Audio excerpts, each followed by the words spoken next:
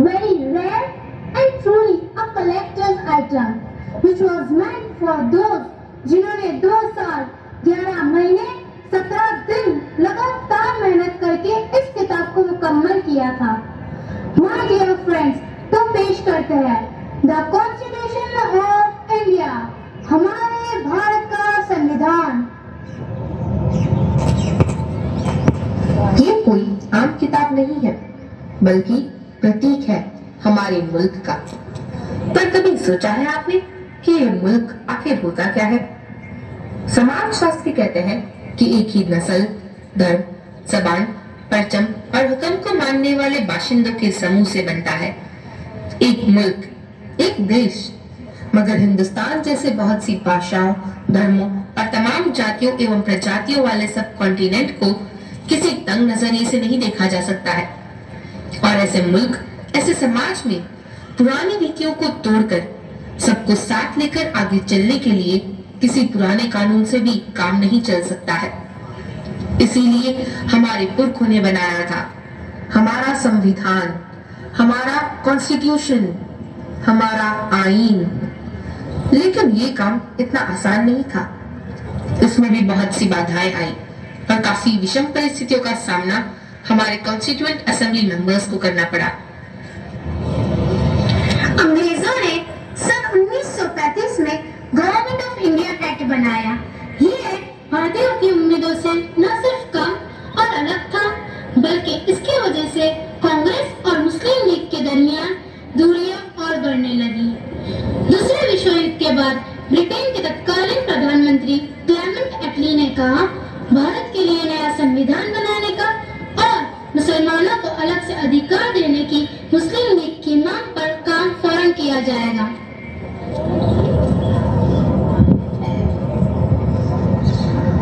इसके मद्देनजर पहली बार हिज मैजेस्टी ब्रिटिश सरकार के 3 कैबिनेट मंत्री भारत भेजे गए और ये कहलाई गई कैबिनेट मिशन।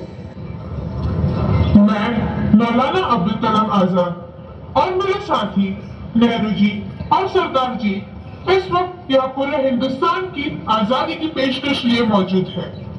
बाकी सारी बातें हम बाद में भी तय कर सकते हैं। हमारी कॉन्स्टिट्यूएंट असेंबली में जो जमा होगी एक आजाद हिंदुस्तान के ख्वाब को ताबीर करने के लिए। मौलाना जी, आप ख्वाब को ताबीर करने की बात करते हैं, पर मुझे तो लगता है कि dreams may turn into nightmares for the Muslims of this country if we allow the Congress to have its way.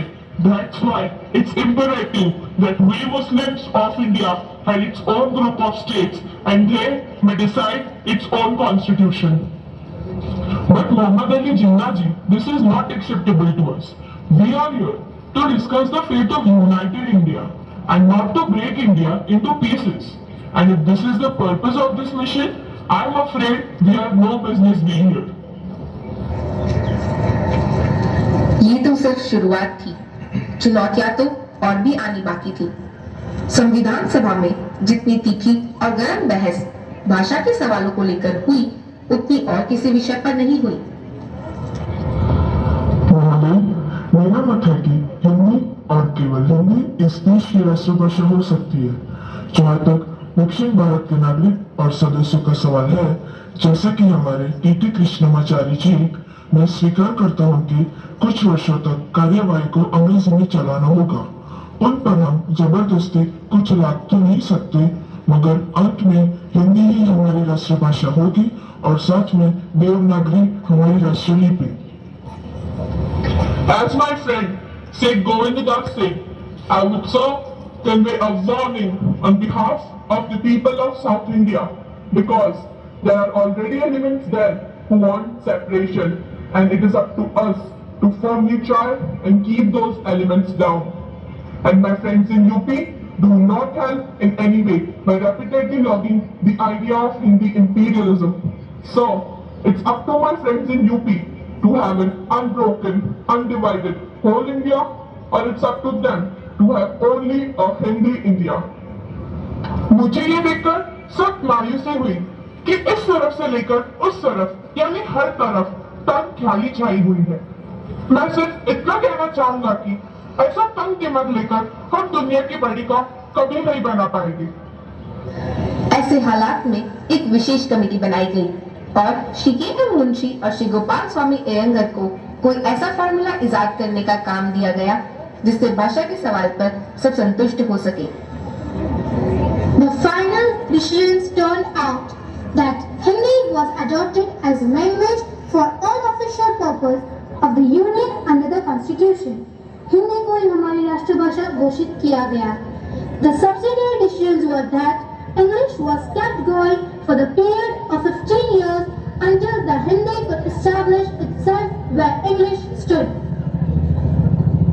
अगर समाज में कुछ भी असंगत होता है तो उसकी पहली आंच आती है माइनॉरिटीज पर। इसीलिए हमारा संविधान बनाने वाले माइनॉरिटीज और बैकवर्ड क्लास को लेकर काफी सजग थे।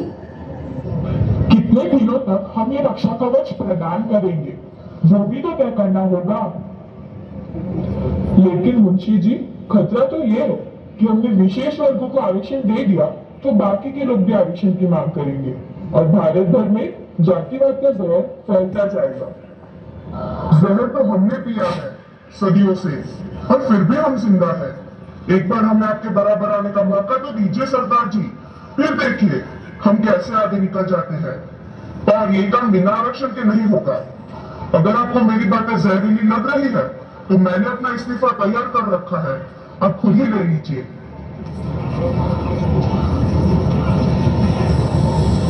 मैं बड़ा ही जिद्दी आदमी अम्बेडकर, लेकिन मूर्ख नहीं। किसान हूँ, देखकर ही बता सकता हूँ कौन सा बीज मुझे कल जाकर अच्छी फसल देगा।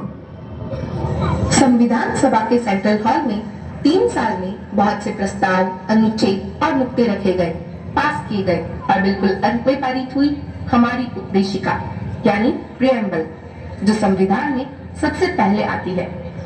संविधान अगर एक राजनीतिक संवैधानिक दस्तावेज है तो ये उपदेशिका उसका दार्शनिक नजरिया, the philosophic vision document of our constitution.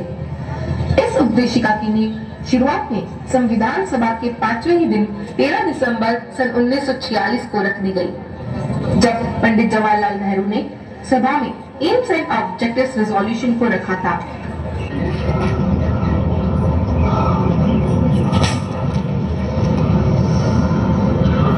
संविधान सभा अपना पक्का हित जारी करती है कि हम भारत को एक आजाद देश घोषित करते हैं।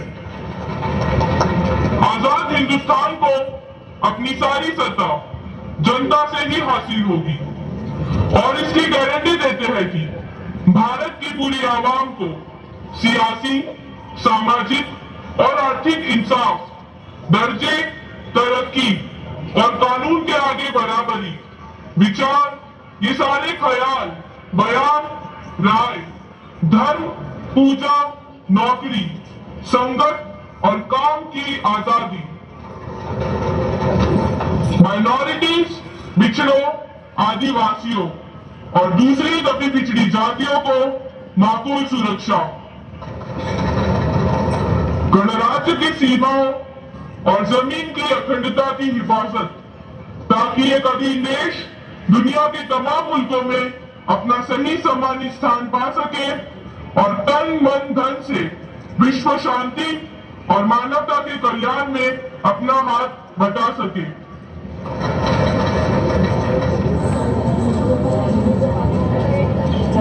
आगे संविधान सभा में उन्होंने जो कुछ भी किया उसका मार्गदर्शक वही प्रस्ताव था और जब अलग अलग कमेटियों, विद्वानों और सभा के सहयोग से पूरा संविधान बना तो मई सन 1949 में उसकी उपदेशिका प्रियम्बल भी सामने रखी गई और ये काम ड्राफ्टिंग कमेटी के प्रधान डॉक्टर भीमराव अंबेडकर ने डॉक्टर राजेंद्र प्रसाद की अगुवाई में किया।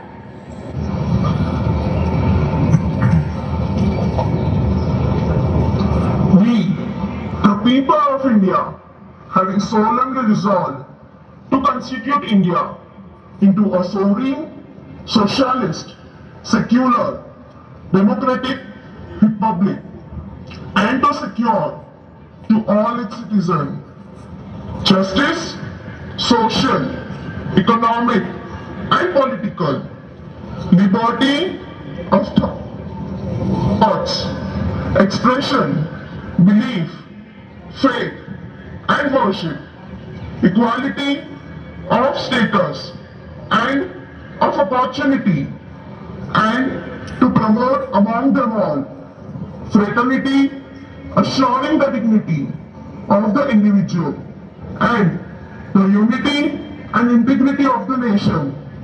In our Constituent Assembly, this 26th day of November 1949, do hereby adopt, elect, and give to ourselves this Constitution.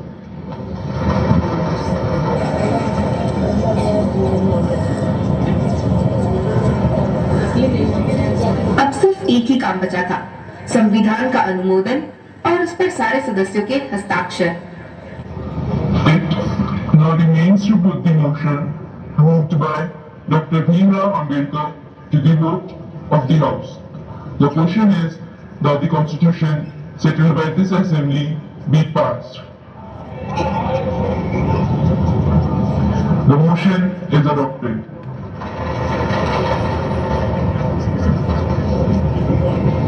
Vande Mataram, Bharat माता की जय, जय हिंद।